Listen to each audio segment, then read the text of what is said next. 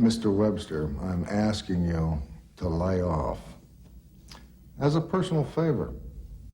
It's one thing to break ranks and vote against my candidate, but to actively attack her from the bench, that's another. The vice president has died in office, and President Jackson Evans makes a bold move in nominating a woman to take his place. Opponents defame her with tales of sexual escapades in her youth. You can't think of a better place for a soap opera to take place than in D.C. I mean, it's filled with sex and power and all those things that, you know, people love to watch. I want something embarrassing! Have you ever committed adultery? No. He's got the world thinking you're something out of a bad soap opera. In some way, is this movie kind of a veiled commentary on Clinton's problems?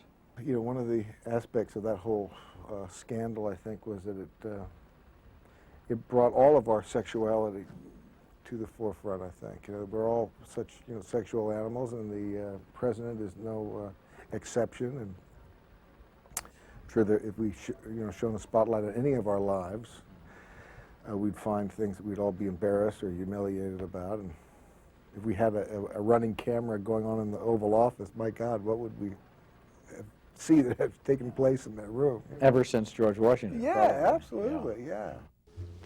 Shelley, you really made a mess of things for me. You sure did clobber me. There must have been elements in this story that were of interest to you simply because the idea that it's nobody's business but your own doesn't seem to be very popular these days. If the guy is, molesting his children, or is a serial killer, you want to know these things, you know. But at the same time, geez, you know, are we cutting ourselves, off from some people who would be wonderful leaders, but they don't want to, join in because they don't want to have their life under that kind of scrutiny, you know. So it's an ongoing debate with that. I'm Roger Ebert, ABC 7 News.